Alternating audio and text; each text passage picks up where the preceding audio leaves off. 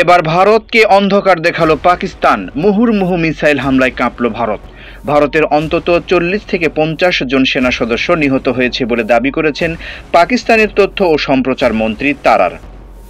বৃহস্পতিবার সংসদে একটি প্রস্তাবের উপর বক্তব্য দেওয়ার সময় পাকিস্তানের এই মন্ত্রী বলেন, ভারতের ক্ষেপণাস্ত্র হামলার জবাবে পাকিস্তানের পাল্টা হামলায় নিয়ন্ত্রণ রেখা বরাবর 40 থেকে 50 জন ভারতীয় সেনা নিহত হয়েছেন। গতকাল রাতে পরপর বিস্ফোরণে কেঁপে উঠেছে ভারত।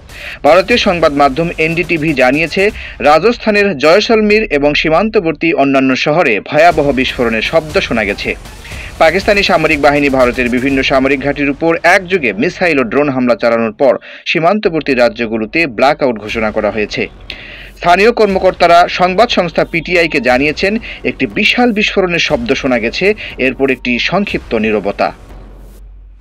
এরপর প্রায় 1 ঘন্টা ধরে বিস্ফোরণ চলতে থাকে। এনডিটিভি আরও জানিয়েছে, বৃহস্পতিবার সন্ধ্যার দিকে আন্তর্জাতিক সীমান্ত অতিক্রম করে ঝাঁকে ঝাঁকে রকেট উড়ে এসেছে ভারত সীমানায়।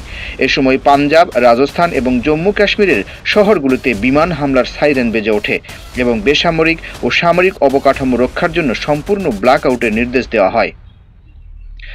খবরে বলা হয়, পাক সীমান্ত থেকে মাত্র 30 কিলোমিটার দূরে এবং কেন্দ্রশাসিত অঞ্চলে প্রবেশের পথ হিসেবে কাজ করে এমন শহর পাঞ্জাবের পাঠানকোট ব্ল্যাক আউটের আওতায় রয়েছে।